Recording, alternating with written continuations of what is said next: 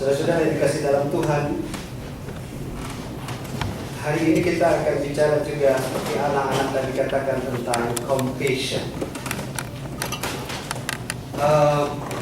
Lama saya merenungkan tentang mengapa Yesus berkorban untuk saya, mengapa Yesus berkorban untuk saudara. Lama saya memikirkan ini, dan mengapa juga Yesus mau berkorban dan mati bagi kita semua. Bahkan hari ini di dalam perjamuan kudus dia menyatakan bahwa lakukanlah itu untuk mengenang akan aku, dan dia mati bagi kita untuk kita mengenangnya melalui perjamuan kudus ini. 3,5 tahun saya mengambil keputusan untuk tidak menjadi seorang pendeta setelah tamat, karena banyak hal yang saya pikir tentang gereja dan pendeta pada umumnya yang tidak membuat saya menjadi menarik untuk masuk ke gereja. Bayangkanlah seorang mahasiswa teologi yang baru tamat sekolah teologi, yang belajar tentang firman Allah, yang belajar tentang Alkitab, belajar tentang teologi, sampai pada kesimpulan tidak menarik untuk masuk ke dalam gereja, bahkan menjadi pendeta.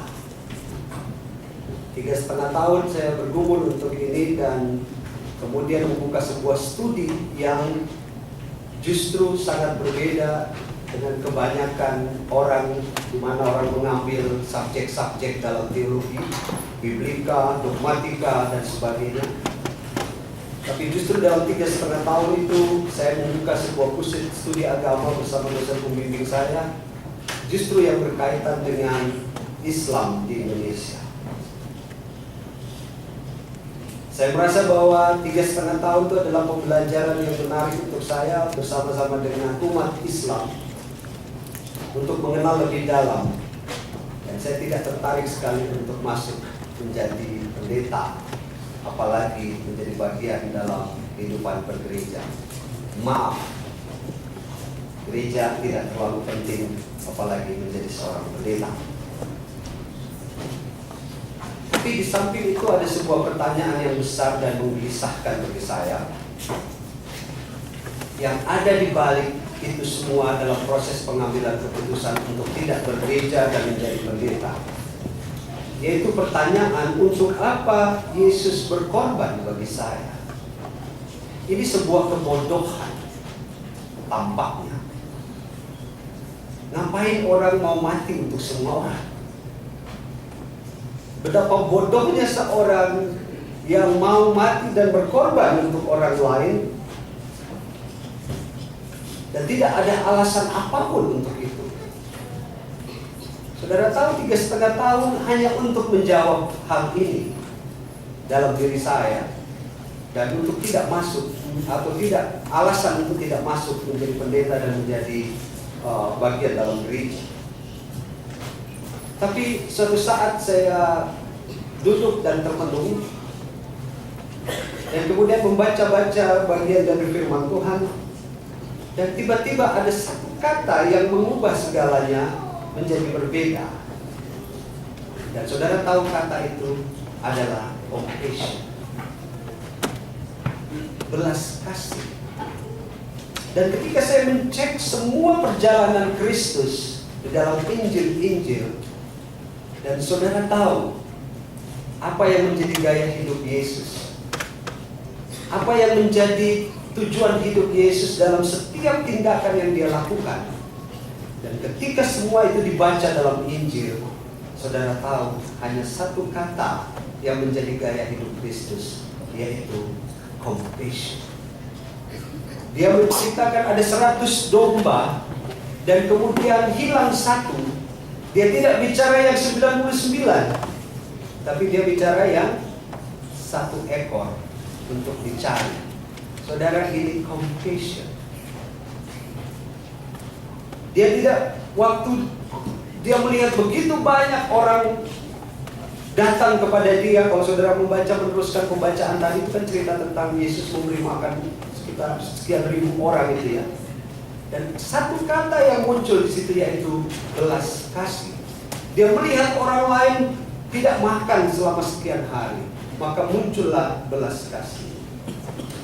Dia berjalan keluar kota Yeriko dan dia menjumpai 2 orang buta, dan Yesus bertanya kepada orang itu, apa yang aku harus lakukan untuk engkau? Orang buta ini mengatakan, kami sudah buta sekian lama, celikanlah kami. Dan kata yang keluar dalam Matius 20 ayat 33, Yesus menaruh belas kasih kepada mereka. Compassion, kata yang sederhana tetapi menjadi motor untuk menggerakkan sesuatu yang luar biasa. Dan saudara, ini gaya hidup Yesus. Dan mulai saat itu saya telepon calon istri saya waktu itu. Waktu itu masih calon. Saya telepon dan saya akan kembali ke gereja untuk menjadi seorang pendeta. Saudara tahu itu geger satu fakultas teologi. Geger teman-teman saya, seorang Victor Hamel mau melayani Tuhan hanya dengan satu kata, compassion. Dan itu menggerakkan sebuah pemahaman, sesuatu yang merubah totalitas kehidupan. Dan saya berpikir dalam refleksi ini, kalau gereja memiliki compassion, gereja itu dapat mengubah dunia. Kalau gereja memiliki compassion, gereja dapat melakukan pergerakan yang radikal. Kalau gereja memiliki compassion, gereja itu mampu melakukan perubahan ke arah yang lebih baik. Tapi kalau gereja tidak memiliki compassion, gereja hanya tempat kita kumpul-kumpul, gereja hanya menjadi tempat kita untuk bicara hal-hal yang bikin pusing kepala, maka saya tahu bahwa gereja itu akan selesai dalam beberapa waktu. Tapi mari hari ini kita bicara tentang gereja sebagai sebuah compassion. Gereja yang hidup adalah gereja yang memiliki compassion, belas kasih. Dan ini bisa diterjemahkan dengan banyak hal. Dan saya masih tetap yakin bahwa compassion itu adalah sebuah motor gerak. Seperti sebuah jam, ada bagian-bagian di dalamnya itu hanya kecil, tetapi jam itu menentukan hidup manusia dan hidup dunia ini. Kalau saudara bilang rapat jam 3, tapi kemudian saudara melihat jam dan saudara sudah ternyata jam saudara sudah menunjukkan jam 4 dan saudara terlambat, apa yang terjadi? Saudara akan sakit kepala. Karena apa? Karena semua orang akan tanya, mana ini kok tidak ada? Saudara lihat, hanya dengan motor kecil itu, saudara bisa menentukan jalan hidup saudara. Itu hanya untuk rapat, apalagi kalau nanti janji bisnis dan sebagainya. Dia kelihatan kecil, compassion itu kelihatan kecil, tetapi dia mampu menggerakkan kehidupan ini, dunia ini menjadi lebih berarti. Dan yang menarik, Yesus memiliki gaya hidup compassion ini dalam seluruh kehidupan. Gereja harus memiliki compassion. Immanuel Indonesian Presbyterian Church harus memiliki atau menjadi gereja yang memiliki compassion. Kalau tidak, gereja ini tidak akan pernah menjadi atau mengubah dunia. Gereja ini tidak akan pernah dapat melakukan pergerakan yang radikal. Gereja ini tidak akan mampu melakukan perubahan ke arah yang lebih baik. Dia hanya kecil, tetapi sangat berharga. Saya punya uang 57 sen. 57 sen. Kalau saya tanya kepada saudara, ini adalah uang pembangunan gereja Immanuel. Saudara mau bikin apa dengan 57 sen ini untuk pembangunan gereja Immanuel ke arah ke depan?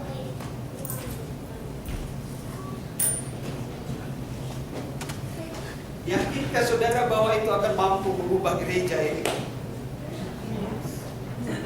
57 sen. Hari ini saya mendapat satu ilustrasi sangat baik dari Penatua ini tentang gadis kecil dan 57 sen. Seorang gadis miskin datang ke gereja, dia mau sekolah minggu, pakaiannya kumuh, dan sangat jelek. Dia mau masuk ke gereja, mau sekolah minggu, tetapi dilarang oleh guru sekolah minggu. Guru sekolah minggunya bilang, maaf, sudah tidak ada lagi tempat duduk, penuh. Namun yang jadi persoalan adalah sebenarnya karena anak ini terlalu kumuh untuk ngumpul dengan anak-anak yang lain. Tapi seorang pendeta di tempat itu, Dr. Russell, mengatakan dia melihat anak itu dan kemudian dia bilang, oke, kamu ikut sekolah minggu, dan dia bawa anak itu ke ruang sekolah minggu dan akhirnya dia duduk. Pendek cerita bahwa kemudian anak ini dengan pendeta Dr. Russell ini menjadi sahabat yang sangat baik. Dia tetap dalam kemiskinannya. 2 tahun kemudian anak ini meninggal.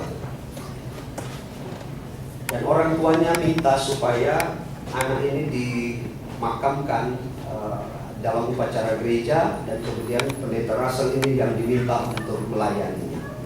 Setelah jemaat ini melayani, anak ini dikuburkan tetap dalam kemiskinan.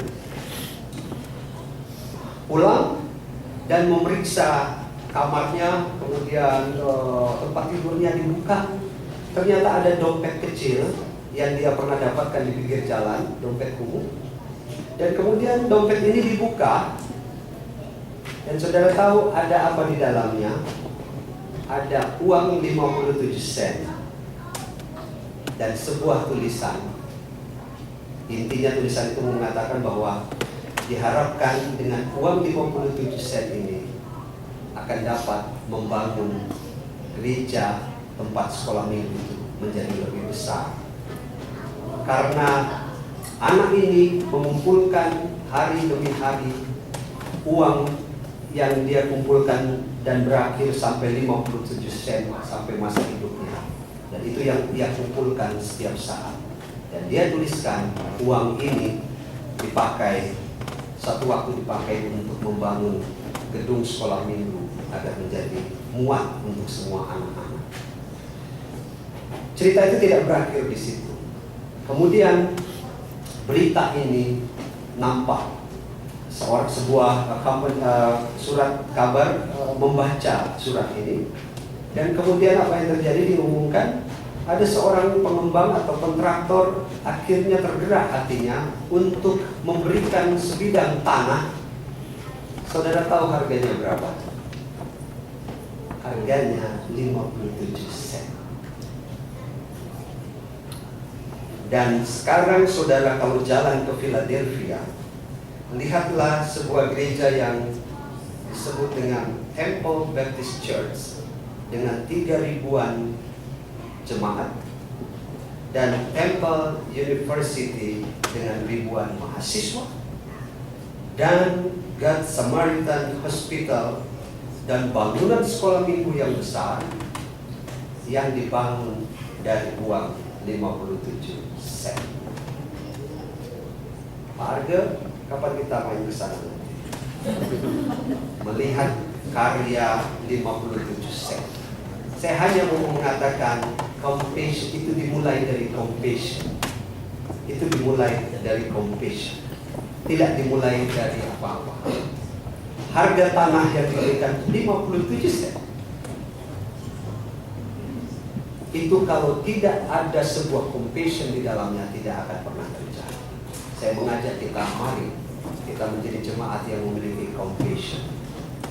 Banyak hal yang bisa kita lakukan, banyak hal yang kita bisa berikan, dan itu dimulai dari keluarga.